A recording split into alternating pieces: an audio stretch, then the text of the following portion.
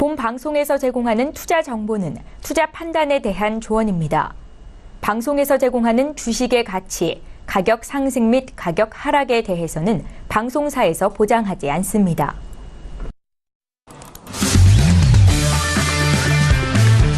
네, 안녕하세요. 해외선물 신세계 MC 김은혜입니다. 자, 오늘은 수요일장인데요. 오늘도 저희와 2시간 동안 함께 하시면서 해외선물 전략 탄탄하게 챙겨가 보시길 바라겠습니다. 자, 수요일 하면 원유재고 발표가 있는 날입니다. 지난주에 오펙 정례 회의 이후 또 크루드 오일에 대한 가격대 많이들 궁금해 하실 텐데요. 저희 방송을 통해서 실시간 중계와 함께 그에 맞는 투자 전략도 꼼꼼하게 챙겨드리도록 하겠습니다. 자, 먼저 해외선물 신세계 무료로 다운로드 받으실 수 있는 방법 안내 도와드릴게요. 지금 바로 서울경제TV 홈페이지에 들어오셔서 신세계 배너 버튼만 눌러주시면 바로 무료로 다운로드 가능하니까요. 지금 바로 실행해 보시길 바라겠습니다. 자, 그리고 해가 갈수록 또 시간이 갈수록 저희 쪽에 문의 주시는 많은 시청자분들 계십니다. 전화와 문자 그리고 유튜브 실시간 채팅방도 오늘도 활짝 열어놓고 있습니다. 궁금하신 점에 대해서 저희 쪽에 접수해 주시면 실시간으로 마스터님과 또 그리고 해설위원님과 함께 상담 도와드릴 테니까요. 많은 접수해 주시길 바라겠습니다. 전화 주실 때는 서울전화 02-3153-2611번, 2612번 두 대의 전화가 준비되어 있고요. 문자 보내실 때는 샵 0082번으로 보내주시면 저희가 받는 대로 실시간 상담도 도와드리도록 하겠습니다. 자, 그리고 더욱더 특별하게 저희 방송 TV뿐만 아니라 유튜브로 시청하고 계시는 많은 분들 유튜브로는요. 실시간 채팅을 통해서 정말 더욱더 쉽게 의견 남겨주실 수가 있습니다. 특별히 마스터님이 직접 로그인을 해서 여러분들의 답변도 대답을 도와드리고 있으니까요. 유튜브 실시간 채팅방도 많은 활용해 보시길 바라겠습니다. 아울러 저희가 방송 중에 제공되는 정보는요. 전문가의 조언입니다. 상품의 가치와 수익률을 보장하지 않는다는 점 다시 한번 유의해 주시길 바라겠고요. 또한 저희 프로그램은 자본시장 통합법을 준수하고 있습니다. 1:1 투자 상담과 유사수 진행이, 무인가 영업행위, 불법 대여 계좌 홍보 및 가입 권유 등 이런 모든 불법 사기에 대해서 엄중하게 금지하고 있다는 점 또한 다시 한번 고지 도와드리도록 하겠습니다. 자, 오늘 일주일의 중반인 수요일 저녁입니다. 오늘도 11시부터 함께해 주실 출연진분들을 소개를 해드리도록 하겠습니다. 네, 먼저 오늘 수요일 날에 답장이 오셨어요. 김정철 해설님 나오셨습니다. 어서 오세요. 네, 안녕하십니까. 어제 이제 우리나라에도 이제 미국에서 이제 미국 대형 거래소에서 이제 비트코인 선물을 이제 출시하려고 했는데 우리나라에서 어제 이제 결국 이제 불허 조치가 났죠. 근데 뭐 이런 것들이 다 투자자분들을 보호하기 위해서 하는 거니까요. 결국 이제 제도들이 좀 보완돼가지고 아마 좀 해외 선물에서 만날 수 있지 않을까 생각을 해보고요. 지금도 뭐 오일이나 나스닥이나 골드 뭐 이런 종목들로도 충분히 변동성이 높은 아주 좋은 시장들이 많으니까요. 계속 함께 하시면서 좋은 시장 포인트들 알아갔으면 좋겠습니다. 네, 알겠습니다. 오늘도 정말 다양한 백과사전 같은 그런 알찬 상식과 그리고 시장에 대해서 또 썰을 풀어준다고 하시니까요. 오늘도 많은 기대해 주시길 바라겠습니다. 자, 그리고 오늘도 김경희 PD 함께합니다. 김경희 PD. 네, 안녕하세요. 오늘도 재미있는 소식들 들고 찾아왔습니다. 김경윤입니다. 지금 밖에 눈이 오고 굉장히 추운데요. 오늘 새로운 정보 그리고 또 정확한 정보로 여러분의 계좌 따뜻하게 달궈드릴 수 있도록 2시간 동안 노력하겠습니다. 네, 알겠습니다. 오늘도 김경희 PD 많은 의견 그리고 다양한 소식도 기대해 주시길 바라겠습니다. 자, 이렇게 오늘 두 분과도 인사와 나눠봤고요. 그리고 무엇보다도 오늘 수요일 저녁 2시간 동안 신세계 이끌어 가주실 마스터님 궁금해하실 텐데요. 오늘의 마스터를 영상을 통해서 소개합니다. 해외선물 신세계 정식 오픈! 검색창에 서울경제TV 홈페이지를 검색하신 후 홈페이지 우측에 신세계 배너를 클릭. 아래 다운로드 버튼을 눌러 신세계를 설치 후 실행하세요. 회원 가입 후 1577-7451로 전화해 무료 참가 신청을 하면 준비 끝. 신세계의 여러 마스터 중 나만의 마스터를 선택. 실시간으로 마스터의 매매 내역을 무료로 받으세요. 트레이딩의 액션, 해외 선물 신세계. 자세한 사항은 문의 전화 및 홈페이지를 참조하세요.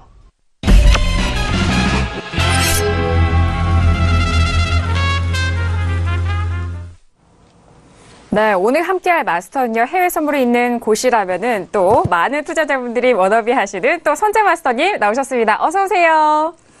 네, 반갑습니다. 반갑습니다. 네, 인사 말씀 들어볼까요? 네, 또 오랜만에 나오는 듯한 기분입니다. 항상 뭐 자주 나오는 것 같지만 항상 아쉽습니다.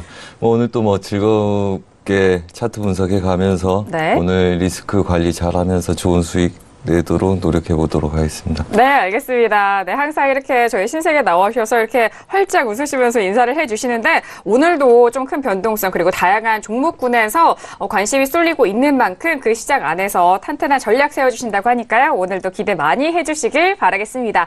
자, 지금 신세계 1부의 문을 열었고요. 현재 시각 11시가 넘어가고 있는 시간인데요. 먼저 그에 앞서서 시장 어떻게 흘러가고 있는지 현재 시세 살펴보도록 하겠습니다. 자, 어제장에 지수에 대해서는 다시 반등을 이어가는 흐름이었습니다. S&P 같은 경우에는요, 현재 보합권에서 움직이고 있습니다. 전일에는 또 아쉽게도 음봉으로 마감이 됐는데요. 현재 구간은 2627.75포인트로 보합권에서 움직이고 있습니다. 자, 그리고 나스닥 같은 경우에는 어제 윗꼬리가 상당히 길게 달렸어요. 양봉으로 마감을 했지만 현재 가격대는 어제 시가와 비슷한 가격대입니다. 현재는 6256.75포인트로 0.20% 빠진 약보합권 계속되고 있고요. 자, 그리고 유로 FX도 보도록 하겠습니다. 전일에도 좀 빠졌고 오늘도 가격대 계속해서 빠지고 있는데요. 1.18140달러로 0.16% 빠진 가격대입니다.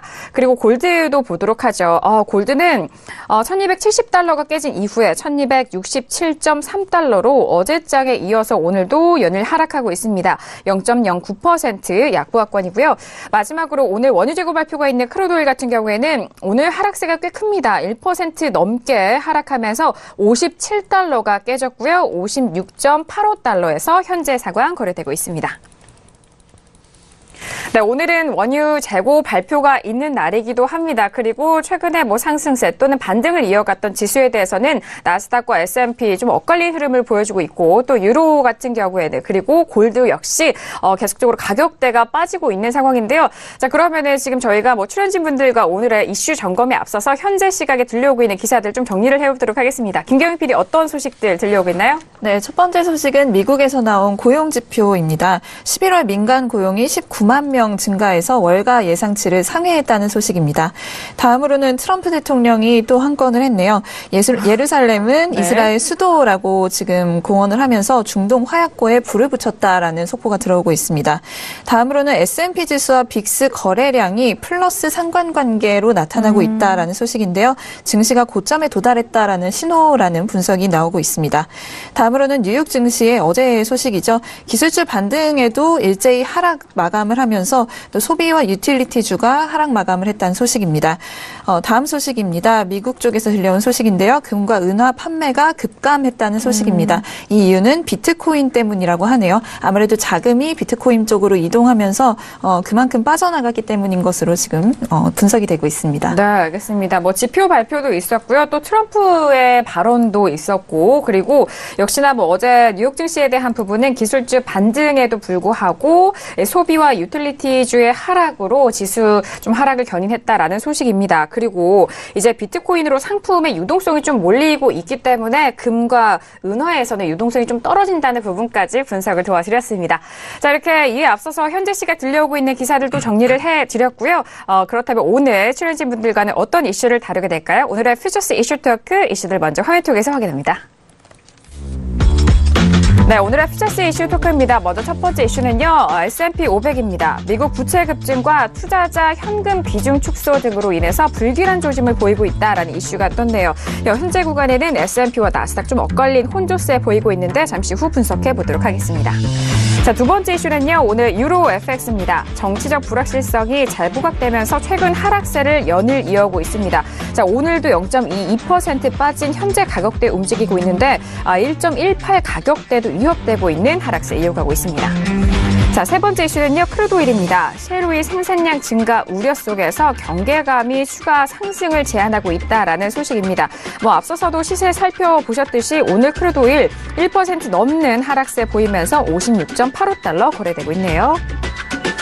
자, 마지막 이슈는요, 골드입니다. 미주시의 약세에도 불구하고 이 달러와 강세 하락 추세가 이어가고 있다라는 소식인데, 자, 골드 역시나 앞서서 크루드오일과 마찬가지로 하락세 이어가고 있습니다. 1266.5달러 거래되고 있습니다. 네, 오늘도 이렇게 4가지 이슈를 점검을 도와드리도록 하겠습니다. 1부에서는 이렇게 이슈 점검을 도와드리도록 하겠고요. 잠시 후 2부에서는 원유 재고 발표에 따른 크루드오일 그리고 여러분께서 실시간으로 상담 내용 접수해 주신 부분에 대해서 마스터님과 함께 풀어드리도록 하겠습니다. 자, 그럼 먼저 첫 번째 이슈부터 점검해 보도록 하죠. 자, 오늘의 첫 번째 이슈는 계속해서 S&P 500이 올라오고 있습니다. 자, 어제 S&P와 나스닥은 좀 엇갈린 흐름을 보여줬는데 어제 S&P는 음봉으로 마감이 됐고요. 하지만 나스닥은 상승으로 마감이 됐습니다만 현재 S&P 다시 반등을 이어가고 있습니다. 뭐 좀 약하게나마 현재 보합권에서 2627.75포인트 거래가 되고 있는데요. 자, 현재 시점에서 어떤 전략이 유효한지 먼저 업앤다운 확인한 이후에 다시 한번 의견 나눠보도록 하겠습니다. 네, 들어볼까요? 하나, 둘, 셋. 네, 지금 반반으로 좀 나뉜 것 같은데 저와 마스터님 업이고요. 그리고 해설위원님 다운, 그리고 김경윤 PD도 다운의 의견을 주셨는데 자, 그럼 김경윤 PD 먼저 다운 의견 들어볼게요. 네, 우선 저는 단기적으로는 증시가 좀 지지부진하면서 하락할 것이라고 생각하고 있는데요. 그 이유는 지금 기사에서는 사실은 산타랠리를 좀 기대하고 있는 모습입니다. 오늘자 지금 CNBC에 올라온 기사에 보면 좀 증시가 굉장히 좀 좋지 못한 날들을 보내고 있지만 산타가 좀 구원을 할 수 있다라는 이야기를 하면서 산타랠리에 어느 정도 기대감이 있다라는 이야기를 하고 있는데요. 지금 아시다시피 S&P와 나스닥이 각각 3일 연속 하락세를 보이고 있었죠. 그 가운데서 좀 증시가 계속해서 좀 앞으로도 좀 변동성을 키울 것이다라는 의견이 지금 올라오고 있고요. 하지만 12월 달마다 이제 증시에 좀 계절적으로 좀 훈풍이 불어온다라는 분석이 있기 때문에 증시가 앞으로는 더욱 상승할 수도 있다라고 테크니션들과 또 스트래터지스트들은 분석하고 있는 모습입니다. 한 CNBC와 인터뷰를 했던 한 기술적 분석을 주로 하는 분석가의 말에 따르면요. 12월의 첫 2주 정도를 보면 역사적으로 좀 계절성을 고려할 때 보통 12월의 첫 10일간은 좀 완만한 약세가 이어지고 그 이후에 다시금 랠리가 이어지는 경향이 좀 있다라는 이야기를 하고 있습니다.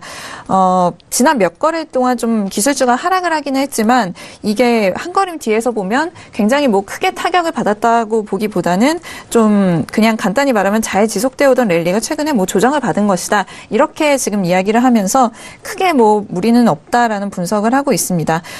그리고 지금 S&P 500이나 뭐 이런 증시의 추세는 얼마나 갈지 예측할 수는 없겠지만 추세적으로는 상승이며 하락은 곧 멈출 것이다라고 이야기를 했다고 하는데요. 지금 이 표를 보시면은 12월만 되면 이게 30년 평균치를 지금 표로 나타낸 거라고 합니다. 그래서 이 구간이 지금 하락하는 구간인데요. 이 구간이 이제 12월 초인 거죠. 그래서 12월 초마다 이렇게 좀 완만한 하락세가 이어지다가 뒤에 갈수록 이렇게 랠리가 이어진다라는 의미에서 이 부분은 아마 산타랠리라고 하는 것이 겠죠. 계절적으로 좀 12월은 증시에는 굉장히 좋은 시기였기 때문에 뭐 일명 산타랠리라고 하는 게 보통은 이제 한 해의 마지막 5거래일 그리고 바뀌는 그 새해의 첫 2거래일이라고 하는데요. 미국 쪽에서 이제 측정을 했을 때는 1928년부터 봤을 때 12월의 증시 흐름이 한 해 중 가장 나쁜 해였던 적은 한 번도 없었다라고 합니다. 그래서 추세가 좋고 뭐 큰 하락 장세가 올 것 같지는 않다라고 이야기를 했습니다만 이 이야기는 지금 산타랠리가 올 때까지 좀 기다려봐야겠다라는 내용이기 때문에 그 전까지는 조금 지지부진한 장세가 이어지지 않을까 하는 마음에서 오늘은 네. 다운을 예측해봤습니다. 네, 알겠습니다. 뭐 다양한 현재 증시 분석들 전망에 대해서도 말씀을 드렸고 또 산타랠리에 대한 부분까지도 해드렸는데 단기적인 관점과 장기적인 관점 그 두 분야에 대해서 좀 구분해서 바라보시기 바라겠습니다. 자, 이어서 뭐 같은 의견이기도 해요. 해설위원님도 역시나 다운 들어주셨잖아요. 네, 일단 다운인데 제가 뭐 다운 된 거는 많이 밀린다는 얘기는 아니고요. 그러니까 연말에 산타랠리 전에 한번 조정을 주는 흐름 정도, 그 정도 흐름으로 좀 이해하시면 좋을 것 같고요. 네. 그 연말 산타랠리를 왜 얘기 드리냐면 지금 결국 지금 약간 좀 지수에 약간 부정적인 이유와 호재들이 약간 혼조한 상황입니다. 예를 들면 호재는 그럼 뭐가 있냐? 그러면 네. 일단 감세 법안 통과했고 그 다음에 거기에 대해서 이제 최근에 지표도 뭐 나쁘지 않게 계속 이어지고 있고 그 다음에 약간 위험자산 선호 심리 그런 심리들이 괜찮으신가요? 네. 심리들이 이제 조금 네. 좀 진행이 되는데 네. 중요한 거는 이제 악재는 뭐 어떤 거냐 그러면 약간 정치적 불확실성도 미국이 좀 있어요. 마이크 폴린 보좌관이 지금 현재서 입을 열고 있죠. 네. 지금 입을 열었는데 너무 많이 열면 좀 되게 혼조가 올 것 같아요. 근데 네. 아주 많이 열 것 같지는 않고요. 지금 러시아 스캔들에 대해서 조금씩 지금 얘기를 꺼내고 있는데 이게 어느 정도 조금 발목 잡는 이런 이슈가 되지 않을까라는 게 첫 번째고요. 두 번째 S&P, 그러니까 나스닥하고 좀 의견 달라요. S&P 같은 경우는 금융주 쪽이 사실상은 실효세율 적용이 많기 때문에 금융주가 조금 괜찮기 때문에 S&P 좋게 볼 수도 있지만 사실상 유가 관련주가 많기 때문에 제가 봤을 때는 현재 지금 오일이 약간 지금 추세적으로 약간 좀 하락 방향을 잡고 있는 게 지금 전체적으로 대세는 상승이지만 상승 내에서 지금 기간 조정, 가격 조정 살짝 거치고 있다는 부분 때문에 단기간에 좀 빠르게 올라오기 좀 힘들다. 그 나스닥은 지난주에 제가 얘기 드렸듯이 그 모건스탠 리포트가 정말 웃기는 짬뽕이었다고 제가 얘기 드리는 게 예, 그게 바로 나왔죠, 어제. 네. 어제 결국 마이크론 테크놀로지부터 해가지고 기술주 반등했어요, 결국. 그렇죠. 근데 이제 그 결론적으로 얘기하면 뭐 그렇게 된 얘기지만 그래서 나스닥에 비해서 상대적으로 좀 S&P 500이 좀 지지부진할 가능성이 있지 않나. 저는 이제 이렇게 생각을 하고요. 그리고 현재 지금 테크 관련주들이 지금 다들 조금 이슈가 좀 있지 않나 해서 상대적인 약간 약세다 이렇게 좀 보고 있습니다. 왜냐하면 요즘 비트코인 열풍입니다. 열풍인데 이 비트코인 관련해서 미국에서 지금 선물 거래도 지금 승인한 상태고요. 미국에서는 지금 CMOE 그다음에 CME 그다음에 미국 나스닥 해가지고 전 세계적으로 이미 세 군데에서 지금 선물 거래 시작했고 심지어 CME 같은 데는 지금 바이너리 옵션까지 승인을 했거든요. 그러니까 뭐냐면 그 캔들 하나 가지고 이게 시작가보다 종가가 낮냐 가지고 투자하는 그런 바이너리 옵션도 비트코인 승인한 상태예요. 그러니까 이 정도로 이제 진행이 되면 관련 테크 이제 블록체인이나 이쪽 기술 쪽 있는 테크 업체들이 조금 더 조명을 받으면서 약간 이쪽이 좀 변동성은 나스닥이 좀 커지긴 하겠지만 지금 현재 지금 관심이 좀 그쪽에 몰려있기 때문에 약간 그렇지 않겠나 생각이고요. 결국은 S&P도 반등해서 올라갈 수 있다라고 저는 보고 있는데 약간의 조정을 주지 않을까 그런 의미에서 저는 다운을 들었습니다. 네, 연말 이 산타 랠리 전에 잠시 좀 쉬어가는 조정 네, 구간으로 조정을 단기적인 한번 줘야 관점이죠. 네. 그 다음에 수익률이 크게 나오니까 네, 한번 빼줘야 되지 않나. 그래서 네. 좀 약간 그런 생각이 좀 듭니다. 네, 그리고 나스닥 비교해서 S&P에 대해서는 좀 나스닥이 더욱더 선방일 것이다. 그런 의견이시네요. 변동성이 큰데 좀 오를 때도 좀, 그러니까 나스닥이 좀 폭락하는 게 있기 때문에 근데 모건 스탠리가 갑자기 리포트를 바꿨어요. 되게 웃긴 게 모건 스탠리가 불과 이전에 삼성전자랑 TSMC를 이렇게 좀 이제 실적이 안 좋을 거다 그러면서 이렇게 얘기를 해놓고 바로 어제 리포트를 또 말을 바꿨습니다. 예. 마이크로는 좋을 거다. 어차피 똑같은 반도체 업체인데. 네. 반도체 업체에서 그러네요. 좀 다르네요. 마이크로는 원가가 더 비싸요, 삼성전자보다. 네, 맞아요. 그러니까 네. 삼성전자가 원가가 훨씬 싸고 불리하면 마이크론이 훨씬 불리하거든요. 네네. 근데 마이크로는 좀 더 괜찮을 거다라고 한 이유는 이제 물론 디램 쪽이 괜찮을 거다라는 얘기 때문에 그렇게 얘기한 건데 네. 예, 이게 이제 어느 정도 가격 조정 빌미를 만들기 위해서 좀 했던 게 아닌가라는 게 거의 확실하게 드러난 얘기가 아닌가. 그러면서 좀 모건스탠 리포트의 영향도 조금 사그라들었다. 이렇게 좀 얘기를 보자면 나스닥이 조금 밀릴 때 세게 밀렸기 때문에 반등할 때도 좀 더 좋지 않을까라는 생각입니다. 네, 알겠습니다. 역시나 좀 세게 좀 밀리면 또 세게 반등이 나올 수 있는 지수 자리이기 때문에 그 부분을 또 말씀을 드렸고, 최근에 좀 강타하고 있는 비트코인 관련돼서는 여전히 또 기술주 위주로는 집중이 되어 있기 때문에 앞으로의 전망도 나쁘지가 않다라는 말씀까지 전달을 도와드렸습니다. 자, 그렇다면 이렇게 다운의 두 분의 의견 들어봤고요. 저는 오늘 업에 대한 의견을 드렸는데 일단 S&P 중심으로는 뭐 이거를 연속 좀 하락한 부근에서 현재 부근 보합권 가격대는 지지가 되고 있는 가격대다라고 생각을 하고요. 지금 아직 개장이 되지 않았지만 2620포인트 초반까지 뭐 밀려도 일단 지지가 되면서 그 부분에서 저가 매수로 뭐 소폭의 반등권 좀 노려보셔도 좋지 않을까라는 생각에서 저는 오늘 업에 대한 의견을 드리도록 하겠습니다. 네, 첫 번째 이슈 S&P 500에 대해서 의견 나눠보고 있습니다. 아직 개장 전이기도 하고요. 뭐 어제장에 뭐 밀린 가격대에서 오늘 이 부분에서 좀 궁금하신 분들 많으실 텐데, 자, 마스터님은 오늘 업에 대한 의견 주셨습니다. 들어보도록 하죠. 어떤 의견이죠? 네, 우선은 뭐 추세 매도는 좀 더 남아있다 이렇게 보입니다. 근데 우선은 지금 이 시간대 아직 미장이 열리기 전에 우선은 추세 네. 지지력들 구간에 있기 때문에 여기서 저한테 매도로 쫓아가라 그러면 굉장히 부담스러운 자리고요. 아직은. 네. 그래서 최소한 뭐 2635지수까지 반등 여력을 두고 분할 대응해서 싸워야지 좀 유리한 그림이다 이렇게 보이고요. 뭐 전반적으로 보자면 이 구간 아직 뭐 얘네들은 그림은 소설이라고 보시면 됩니다. 하지만 추세 지지력들은 완고하고요. 그다음에 깨는 시도를 약간 하다가 다시 반등 주고 있는데 여기서 바로 밀기 약간 스트레스가 있어 보이기 때문에 어차피 추세 매도를 추가적으로 열더라도 반등한 구간에서 가로 저항점들 보시면 뭐 30분 분봉상에서 이 구간대죠. 아마 이 단가가 위아래 부합을 띈다면 중심 단가라고 보고 있고요. 그래서 최소한 이 단가부터 시작을 해서 위에 분할 하나 대기해서 싸우는 구조가 만약 네. 저한테 하라면 그렇게 되고요. 그걸 기다리다가 안 오기 시작을 하면 하방을 깬 이후에 들어가야지. 여기서 뭐 지금 반등은 주지 않고 바로 미는 거 약간 부담스러운 그림이고요. 전반적으로 보자면 차익들이 나왔기 때문에 일반적으로 이제 다이버전스 같은 게 뜨고 있죠. 네. 한마디로 얘네들 이제 수렴 부합에 싸울 가능성이 높습니다. RSI는 힘을 보는 지표라고 보시면 되는데 우선 차트 흐름들이 복잡할 때 일반적으로 규칙을 잘 보여주는 그림이라고 보시면 됩니다. 그래서 네. 저항은 갖고 있고 아래의 추세를 아직 깨지 못하는 아래는 다이버 위에는 그 히든 다이버죠.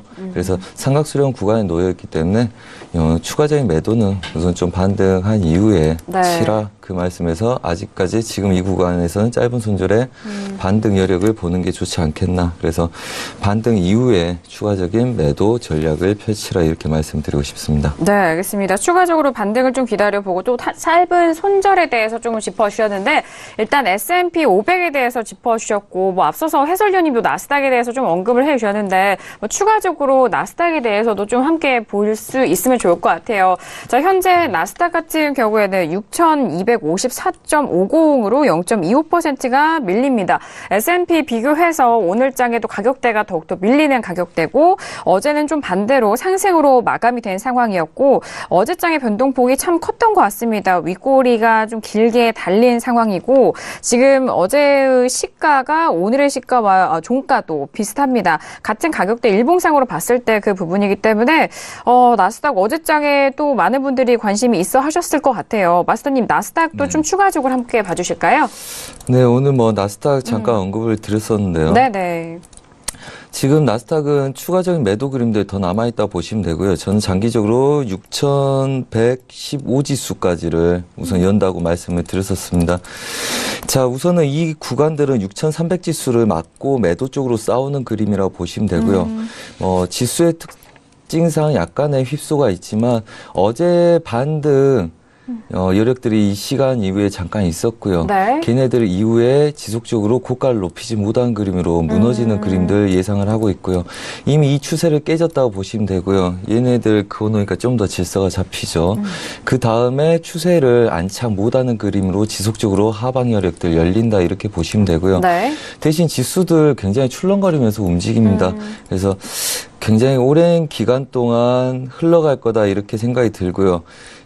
매수 여력은 이 아래 구간부터 보시는 게 낫고 지속적으로 반등 시에 하방 여력들 아직 더 열려있다 이렇게 보시면 큰 무리 없을 거다는 그림으로 보입니다. 네, 알겠습니다. 반등시 그러면은 가격대에서 매도적인 관점으로 아직은 열려 있다라는 부분 현재 구간에서 가격대와 함께 전략도 짜드렸으니까요. 많은 참고해 보시기 바라겠습니다. 자, 이렇게 첫 번째 이슈 S&P 500에 대해서 그리고 덧붙여서 나스닥에 대한 부분도 함께 짚어드렸습니다. 많은 도움이 되셨길 바라겠고요. 자, 이어서 두 번째 이슈로 바로 넘어가 보도록 하죠. 자, 두 번째 이슈는 유로 FX 다시 올라왔습니다. 뭐 이슈의 점검에 의해서는 가격대가 계속적으로 하락을 하고 있습니다. 현재 구간도 다시 한번 가격대 살펴볼게요. 자, 현재는 0.22%가 빠진 가격대고요. 1.18080달러에서 거래가 되고 있습니다. 3거래일 연속 계속적으로 빠지고 있는데 자, 이 구간에서 어떤 전략이 유효한지 먼저 업앤다운 확인한 이후에 다시 한번 의견 나눠보도록 하겠습니다. 자, 두 번째 이슈는 유로 FX입니다. 먼저 업앤다운 확인할게요. 하나, 둘, 셋.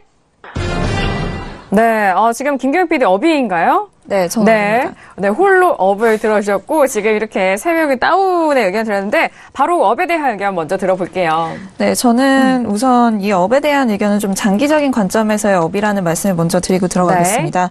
지금 외신에서 이 달러의 2018년 전망을 내놓고 있는데요.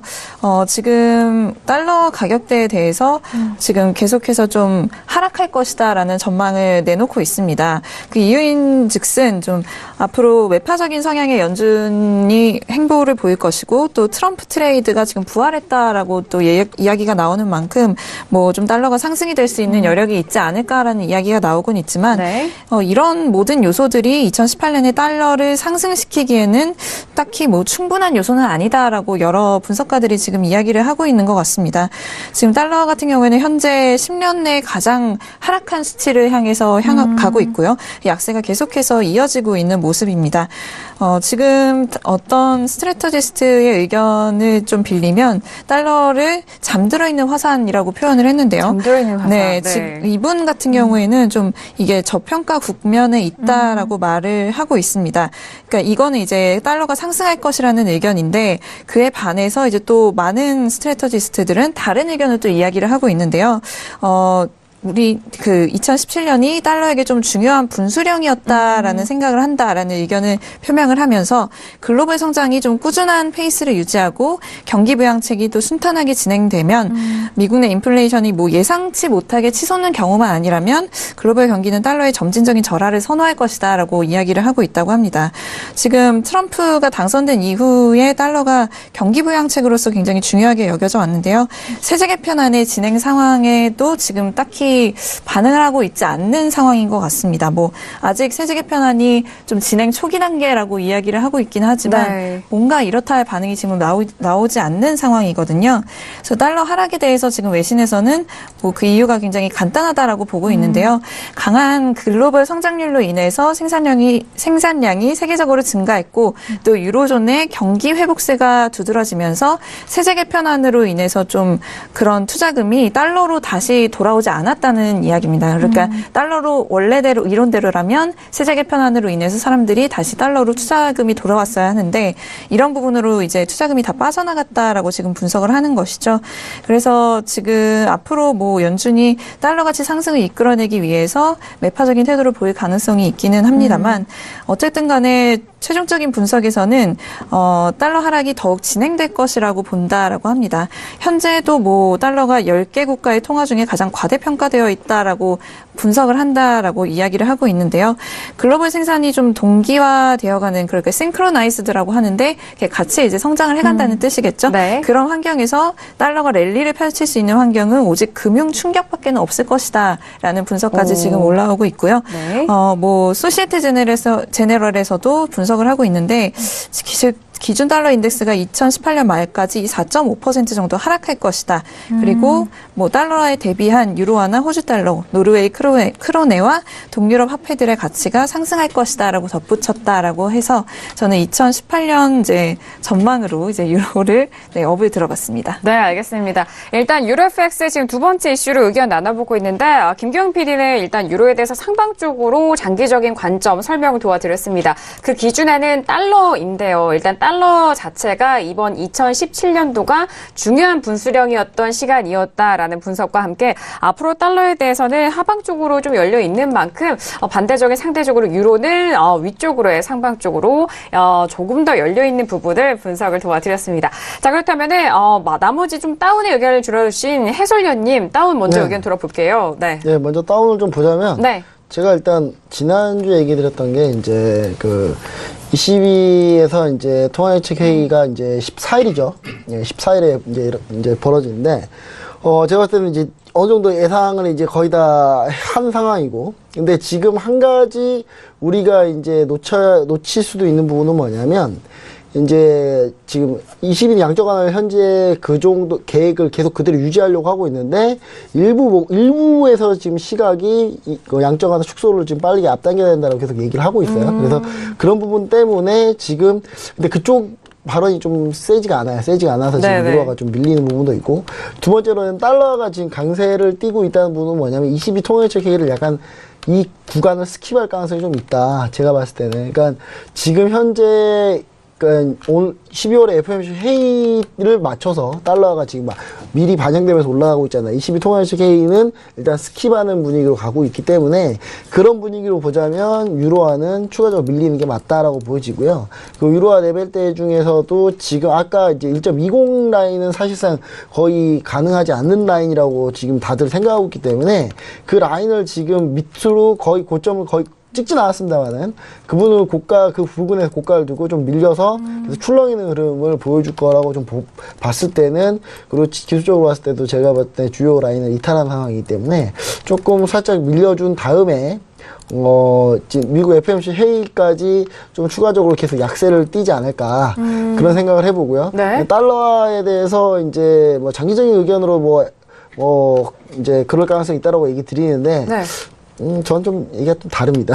좀 의견이 좀 달라서. 어떻게 다르시나요? 네, 그러니까 지금 현재 제롬 파웰이나 이런 사람들이 트럼프 정부에는 좀 친화적인 인물이긴 한데, 이 사람들이 현재 가지고 있는 기조 자체가 아주 비둘기파 뭐 이런 정도는 아니거든요. 그리고 내년에 연준 구성위원 중에 2명이 교체가 되는데, 투표권이 있는 사람들은 새로 들어올 사람들이 전부 다 약간 매파적이에요. 그래서 새로 그런 들어온 사람들이? 네, 들어올 사람들이 매파적이기 때문에 그런 사람들과 같이 이제 얘기를 하다 보면 제가 봤을 때는 금리 인상 속도가 살짝 빠를 가능성도 좀 있다. 그렇게 따지면 달러가 오르는 게 맞거든요. 그리고 네.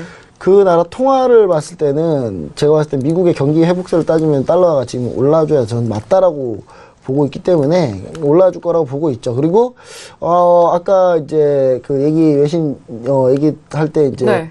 금융 충격이 와야 달러가 오른다. 네. 그 정도 달러가 오를 정도의 충격은요.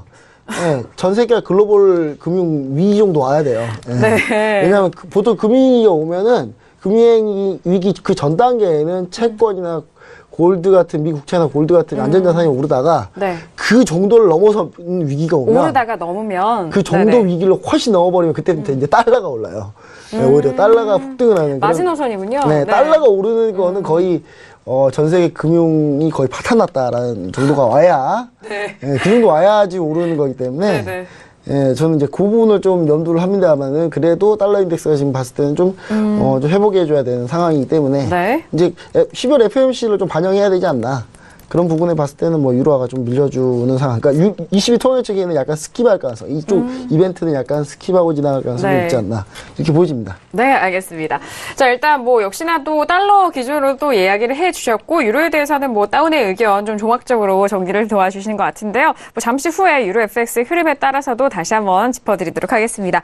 자, 일단 저도 뭐 다운의 의견을 드렸는데 일단 현재 가격대 1.18110달러입니다. 1.18은 좀 지키고 있는 가격 이고 최근에 뭐 가격대 흐름을 보면은 저는 이 구간에서 반등 시 매도적인 관점이 아직은 유효하지 않을까라는 생각에서 오늘의 다운을 또 매도적인 관점에서 들었다고 설명을 할 수가 있을 것 같은데요. 자, 0.19%가 현재 빠졌고 오늘의 고가를 보시면은 1.18560달러입니다. 이 구간에서 좀 반등이 일어간다면은 1.18500달러 뭐 이내에서 반등 시 매도적인 관점 말씀을 드리면서 오늘 다운의 의견을 추가드리도록 하겠습니다.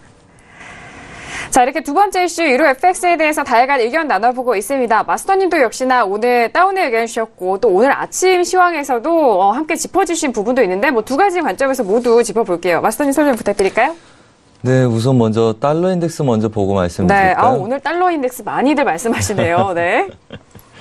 자, 우선은 뭐 그렇습니다. 지금 2주째 얘네들 보합입니다. 이제 유로 강세, 그 다음에 달러와 강세 서로 혼조세이기 때문에 그렇죠. 네. 유로존의 테이퍼링과 그 다음에 금리 인상의 단발적인 이슈, 미국의 이슈에 대한. 그래서 힘의 균형이 지속적으로 연속됨으로써 2주 동안 보합을 띄고 있는 거고요. 일단 오늘 오전에 이제 저희가 시황 이야기하면서 한 이야기가 이겁니다. 뭐 전반적으로 얘네들 박스 구간을 2주 동안 갖고 있는데 우선은 얘네들 넘어가기 전에는 얘네들 눌림을 본다. 그래서 오전 중에는 눌림을 계속적으로 보기 때문에 네. 뭐 유로 달러는 눌림에서 매수 쪽 반대로 볼 수가 있는 거겠죠. 그 다음에 유로존이 지나면서 다시 양봉으로 오늘 음봉에서 양봉으로 지금 돌리고 있는 경우입니다. 자, 그렇다면 우리가 기법상으로 박스 구간에서 중심을 지키고 다시 치는 애들은 돌파 우려를 한다.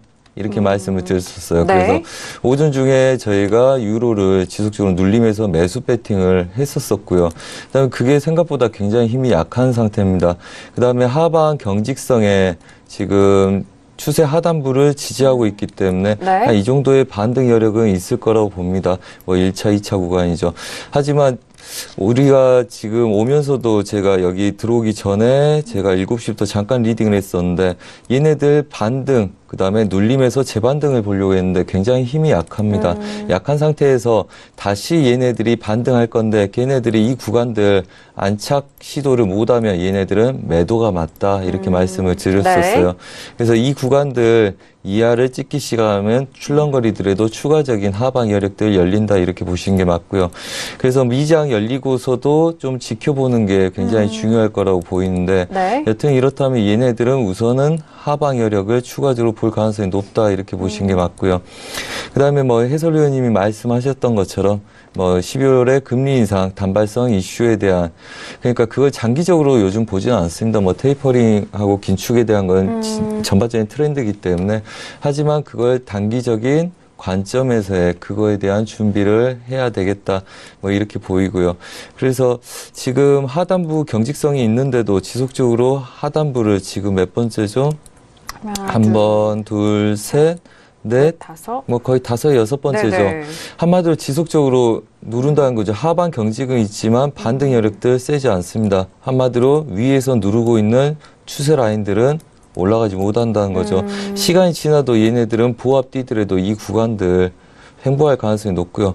그래서 오늘 이 구간 아래를 지키지 못하면 휩쓸어 주고 반등하는 애들이 지켜주지 못하면 여전히 얘네들은 무너지는 그림일 가능성이 높다. 오. 이래서 이제 관점을 변화시킨다는 이야기고요. 네. 그래서 7시, 8시부터는 관점 변화시켜야 될 가능성이 높다.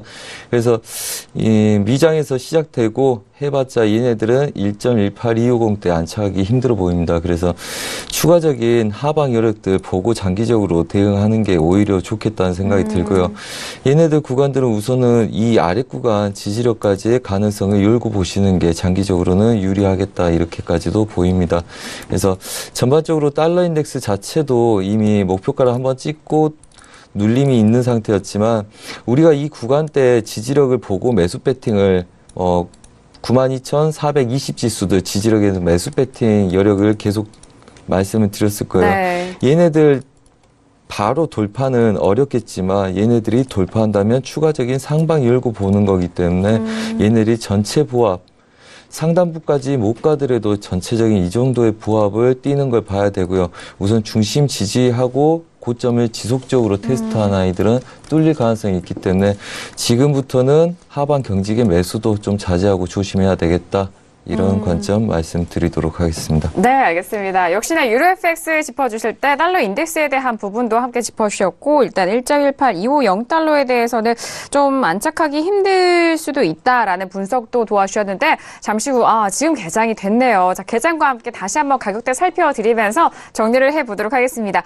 자, 지금 33분이 지나간 시각이고요. 오늘의 미국 증시가 개장이 됐는데요. 현재 증시 개장 이후 현재 시세 다시 한번 살펴보도록 하겠습니다. 어떻게 흘러가고 있을까요? 자, 먼저 S&P에 대해서도 보도록 하죠. S&P 다시 보합권입니다. 보합권에서 치열하게 공방 벌이고 있는데요. 2627.50포인트로 보합권 유지가 되고 있는 상황입니다. 자, 그리고 나스닥은 이전보다 더 가격대 밀려가면서 6249.50포인트, 75포인트 거래가 되면서 0.31% 가격대고요. 자, 그리고 방금 전에 두 번째 이슈로 짚어본 유로 FX는 0.18% 약보합권입니다. 1.18150달러에서 거래가 되고 있는 상황이고요. 그리고 골드도 보도록 하죠. 자, 골드는 추가적으로 하락세 이어가고 있는데 1266.5달러로 0.16% 빠진 가격대 역시나 계속적으로 흘러내리는 상황입니다. 자, 그리고 오늘 크루드오일 원유 재고 발표가 있는 크루드오일은 조금의 반등을 이어갔네요. 56.94까지 56달러 후반까지 다시 반등을 이어가고 있는데요. 앞서서 하락했던 하락폭을 조금 더 만회하는 수치입니다. 0.96% 빠진 가격대에서 움직이고 있다는 점 현재 시세 다시 한번 살펴드렸습니다.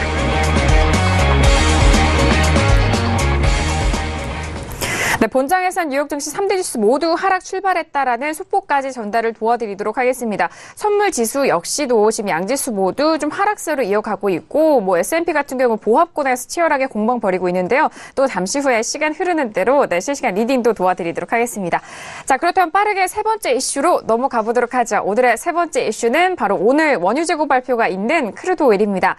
자, 크루드 오일은 방금 전에 저희가 말씀을 도와드렸듯이 좀 하락폭을 조금씩 만회하고 있는 상황이고요. 뭐 앞서서 저희가 미국 증시 개장 전 일부 뭐 시작하자마자 봤을 때 가격대는 1%가 넘는 하락세를 이어갔었던 크루드 오일입니다. 현재 가격대 다시 한번 확인을 하신다면요. 56.92달러로 56달러 후반대 다시 지지가 되고 있는 상황인데요. 0.97%, 99% 하락폭 이어가고 있는 크루드 오일 먼저 업앤다운 확인을 해보도록 하겠습니다. 자, 지금 크루드 오일에 대해서는 뭐 하루하루가 지금 뭐 그 안에 바운더리이긴 한데 참 어려운 것 같아요. 자, 먼저 업앤다운 들어보도록 하겠습니다. 네, 하나, 둘, 셋. 어려웠어요. 지금 모두 다운의 의견을 들어주신 것 같아요. 만장일치가 오랜만에 또 나왔는데, 자, 크루드 오일에 대해서는 뭐 12시 반 오늘 원유 재고 발표도 있고, 먼저 그에 앞서서 현재 구간에서 한번 짚어보도록 하겠습니다. 자, 해설위원님 먼저 들어볼까요? 네, 제가 지난주에 다운이라고 몇 번 얘기 드렸는데, 네. 그날 그 다음날 반등했더라고요. 그래서, 이거 좀 다음 주 출연해서 좀 어떤 힘들지 이야기를 않을까, 할까? 네. 힘들지 않을까 이런 생각했는데, 아니나 다를까. 역시 반등 후 바로 밀리기 시작하는데, 네. 사실상 이제 전체적으로 어느 정도 시나리오 그려놓은 부분에서는 한 가지 포인트 넣어나간 건 맞습니다. 그러니까 오펙에서 감산 합의가 있는 뒤로 그 다음에 조건부 감산이기 때문에 어느 정도 좀 밀릴 것이다, 급락할 것이다라고 보여졌는데 급락을 한 템포 늦게 했어요, 좀. 네, 그러니까. 오펙의 환호를 잠깐 즐긴 것 같아요. 오펙에서 이렇게 그래도 우리 합의했어. 파티는 좀 해야지. 그래서 이제 네. 파티를 한번 즐기다가 생각해 보니까 그래. 그러고 보니까 우리는 잘 안 지킬 것 같아. 이런 생각을 하는 것 같아요. 대표적으로 어제 나온 뉴스인데 이제 카자흐스탄에서 이제 네. 에너지 장관이 우리는 감산을 이행 못하겠다. 네. 이행 못하겠다. 네, 자기들은 증산해야 되겠다라고 네네. 얘기를. 그러니까 난오펙과 오펙 간에, 그러니까 네. 비오펙. 예, 한국말 많이 쓸게요. 비석유, 네. 그러니까 비오펙과 오펙이 이제 공조가 좀 깨지는 게 아니냐. 왜냐면 이제 화두를 하나 던졌거든요. 그러니까 왜냐면 우리는 그동안 너무 많이 감산했어. 이행률보다도 더 많이 감산했어. 그래서 우리는 감산 안 할 거야. 이제 약간 이런 얘기를 한 건데 이걸 네. 이제 다른 오펙 국가나, 오펙 국가나 또 다른 비오펙 국가들이 이제, 그래, 그 정도는 그래도 그럴 수 있어. 뭐 이렇게 넘어가면 좋은데. 네. 그러지 않을 것 같아요. 그렇게 네. 되지 않을 것이다. 네, 그렇게 되지 않을 것 같아서 지금 안간힘을 쓰고 있습니다. 지금 요즘 사우디하고 미국이 그렇게 친할 수가 없어요. 네, 상당히 친한데. 네네.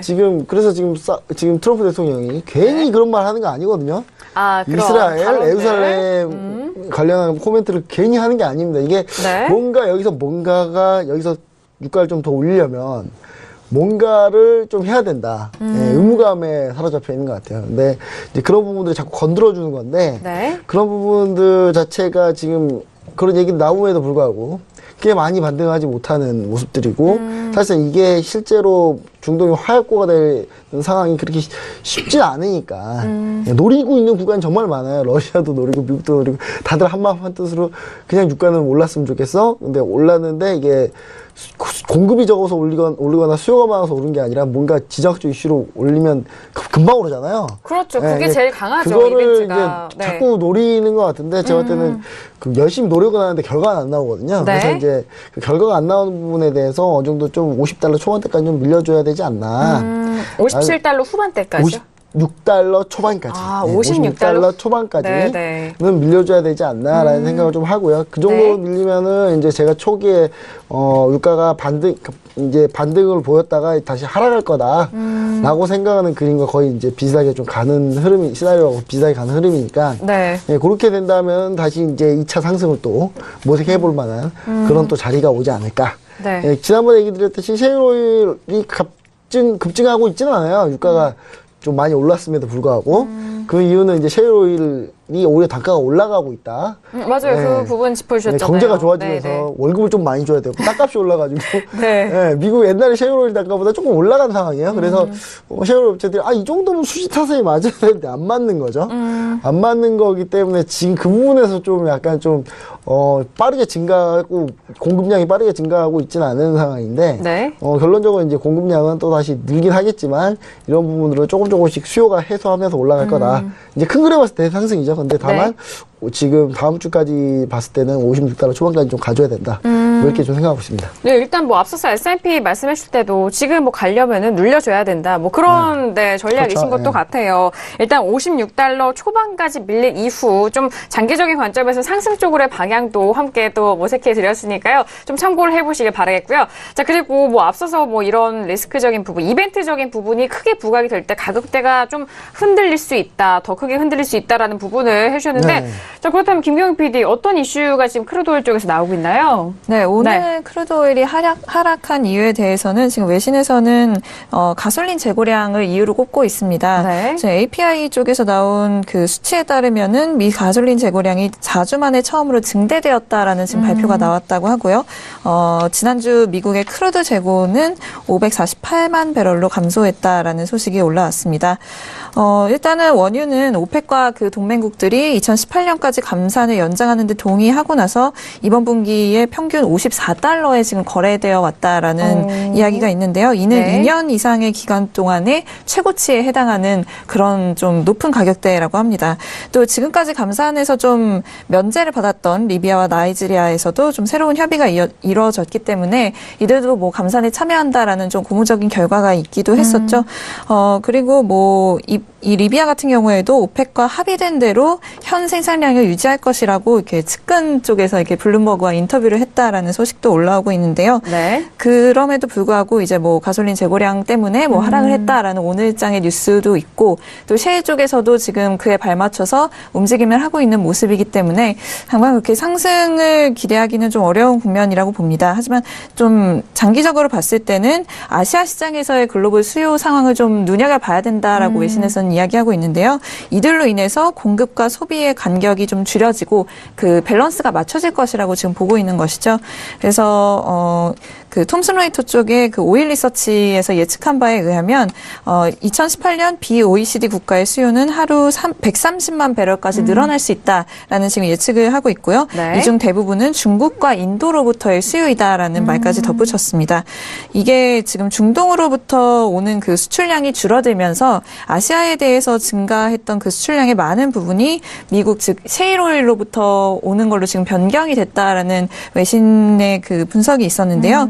이 셰일 생산량의 증대로 인해서 크루드와 브렌트 오일이 배럴당 $5가량 지금 하락하게 했기 때문에 아시아 쪽 구매자들은 이걸 더욱 좀 저렴하게 느껴져서 이거를 이제 구매한다라는 이야기고요. 하지만 그렇다고 해서 뭐 셰일이 굉장히 많은 양의 오일을 지금 석유 생산이 증대할 것이냐 이런 부분에 대해서는 지금 그렇지는 않을 것이다. Don't expect aggressive U.S. shale drilling이라고 해서 지금 좀 공격적으로 생산을 증대하지는 않을 것이다라는 외신의 의견이 나오고 있습니다. 네. 이는 지금 셰일 기업 같은 경우에는 투자자들에게 그 어떤 현금 흐름을 만들어서 투자자들에게 돌려주는 게 지금 목적이거든요. 근데 그렇게 하기 위해서 딱 좋은 환경이 뭐 $50 언저리다라고 지금 외신에서 이야기를 하고 있습니다. 그래서 뭐 셰일 오일 쪽의 그 기업의 CEO라고 하더라도 뭐 자기는 $27에서 오일이 거래되는 것도 싫지만 가격이 너무 낮은 것도 싫지만 $80에 거래되는 것도 자기는 싫다. 뭐 이런 얘기를 할 정도로 네. 딱 정말 그 적정한 가격대를 찾는 게 본인들한테도 좋다라고 지금 현재 생각을 하고 있는 것 같습니다. 네. 그래서 하락을 하더라도 조금 어느 정도의 지지선은 있을 것이다라고 지금 외신에서도 함께 보고 있는 것 같습니다. 네, 일단 뭐 하락에 대해서도 뭐 어느 정도 선까지는 좀 빠지긴 하겠지만 일단 뭐 장기적인 관점에서 상방적으로도 말씀해 주시는 것 같은데 자, 크루드오일에 대해서는 뭐 다양한 의견과 이벤트 그리고 이슈 전문까지 정말 많은 변수가 있습니다. 자, 그 부분 모건 스탠리가 좀 열심히 네. 리포트 내고 있는데 정말 열심히 하는 것 같아요. 저도 많이 들려요. 모건 스탠리가 네. 또 유가에 대해서 한마디 했어요 또. 네, 유가에 어떤 대해서. 말이죠? 그러니까 아시아 쪽 수요 확대 얘기도 약간 비슷한 맥락인데 네. 그 미국 캐나다 공급은 증가될 건데 이제 다른 지역에서 수요가 압도할 것이다. 압도할 것이다. 예, 상당히 강하게 있었어요. 뭔가 영웅 되고 싶나 봐요, 자꾸. 근데 제가 봤을 때, 먹었을 때 이렇게 할 때 제일 많이 틀리거든요. 그래서 참 불안합니다. 보고 있으면. 네. 네, 네, 그 점을 좀 얘기 참고하셔라. 참고하셔라. 아, 네. 예, 이거 상당히 장기적인 비전에 나온 얘기 같으니까. 네. 예, 그런 부분들을 좀 참고하시면 좋을 것 같고, 해설을 하시는 분들은 네. 제가 봤을 때는 이 선재 마스터님의 예, 기술적 분석 의견을 좀 들어봐야 되지 않을까. 아, 그럼요. 네, 맞습니다. 그런 생각이 좀 드네요. 네, 안 그래도 지금 선재 마스터님이 또 실시간 유튜브 채팅방을 통해서 저희 이렇게 방송 출연하시면서도 정말 채팅도 많이 남겨주고 계시는데 잠깐 좀 채팅방 볼까요? 네. 자, 실시간으로 저희 방송 시청을 하시면서 보시는 분들을 위해서 또 제 옆에서 열심히 여러분들의 답변 도와드리고 있습니다. 일단 역시나 뭐 크루드오일에 대해서 많은 부분 좀 여쭤보셨는데 덕분에 수익까지 잘 났다라는 그런 리뷰를 많은 분들이 남겨주고 계십니다. 모두 선생님 덕분이다라는 그 공을 또 돌려주고 계시는데 일단 저희가 또 실시간으로 시장 보면서 유로 FX에 대해서도 뭐 짚어드린 것 같고요. 그리고 크루드오일 역시나 뭐 많이들 질문을 하셔서 그 부분에 있어서 좀 계속해서 짚어주시고 계십니다. 마스터님 정말 뭐 멀티플레이어신 것 같아요. 네, 괜찮으신 거죠? 네, 앞으로도 계속 이렇게 남겨주시길 바라겠고요. 자, 그렇다면 바로 크루드오일 들어보도록 하겠습니다. 다운 드셨잖아요. 네네. 네네. 저 우선 크루드오일 굉장히 저를 고민하게 많이 만들었던 종목 중에 하나입니다. 요즘. 네. 최근에 이제 이 구간에서 저희는 이제 59불 때 고가를 인정을 하고 매도 쪽으로 계속 싸웠었는데요. 이 구간대에 미장에서 새벽녘에 지속적으로 깨려는 노력을 보였었습니다. 그래서 중간에서 계속적으로 얘네들 매도 관점을 보다가 한번 얘네들이 어긋난 경우가 있었고요. 대신 59불 때 정착 못한다에 다시 내려올 거니까 걱정하지 마라 해서 한번 익절을 한 상태였고요. 그 다음에 어제 또 추가적으로 50하고 그 다음에 70대 두 자리 매도를 드렸습니다. 그래서 새벽녘에 뭐 2시 정도에 제가 다시 마이크를 잡고 얘네들을 오늘 상공까지를 익절시키고 그 다음에 추가적인 매도, 오늘 매도 포지션을 56.80까지를 다시 드렸고요. 그 다음에 제가 여기 방송 오기 전에 80에서 매수를 드려서 15개 정도 빼먹으라고 말씀을 드렸고요. 네. 그 다음에 10대가 오면 다시 재매도로 해서 오늘 56.30까지를 끌고 가보겠다 그랬고요. 그래서 오늘은 56.30을 찍는 걸 목표로 보고 있고요. 그 다음에 56불 때 지지력이냐 아니냐에 대해서 굉장히 고민을 좀 해야 되겠지만 얘네들 견디기 아마 힘들 거라 보고요. 전반적으로 55불 때 기준으로 해서 52불부터 59불 때까지 보합될 거기 때문에 추세의 큰 흐름들은 52불 때까지를 내려놓고 볼 생각이고요. 오늘 단기적으로 56.30 아래를 뚫는지를 볼 거고 여러분들이 그림으로 체크해야 될 거는 이 추세선 라인들 하나 끊고 보시면 좀 네. 이해도가 좋을 것 같다는 생각이 들고요. 네. 그 다음에 56불 때 아래, 그러니까 마디는 56.30하고 52.50대가 가장 강합니다. 근데 중간 마디 체크해야 될 구간이 55불이죠. 그래서 56.30, 55불, 그 다음에 추세는 아직 하방을 더 연다 이렇게 보시면 되고요.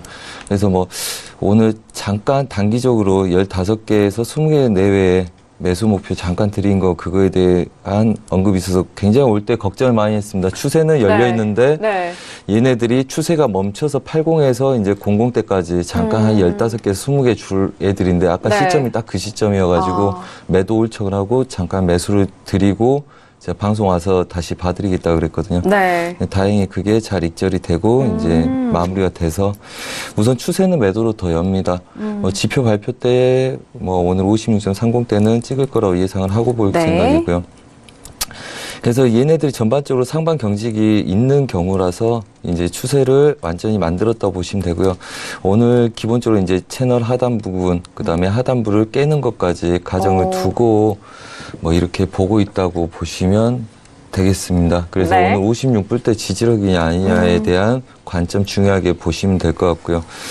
뭐 반등하더라도 지속적으로 뭐 지표 자체가 뭐 의외로 좋게 나올 수가 있죠. 오늘 최고 자체가 뭐 줄어서. 네. 하지만 뭐 그런 상황이 오더라도 얘네들은 롱포 대응 별로 뭐 그렇게 어렵거나 두려워할 필요는 없다 이렇게 말씀드리겠고요. 네. 우선은 단기 저항점들 이미 깬 상태에서 57불 10대부터 저항을 두고 있기 때문에 윗자리는 57.10대, 40대, 그 다음에 60대 세 자리인데 뭐 그 바운더리가 크지가 않습니다.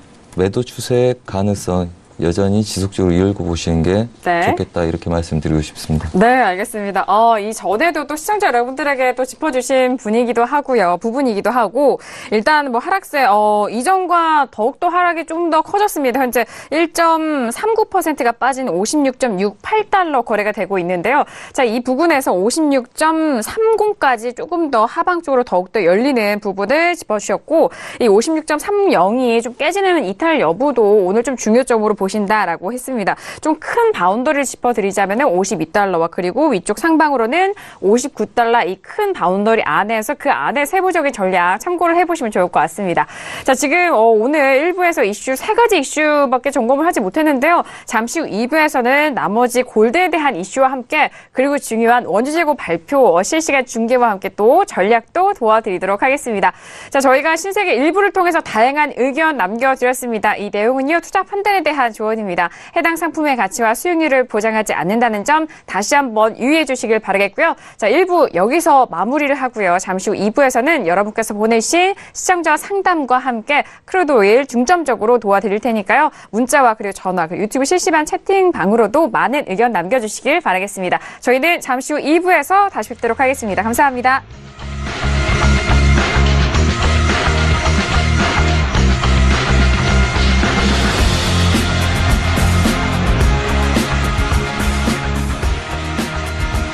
본 방송에서 제공하는 투자 정보는 투자 판단에 대한 조언입니다.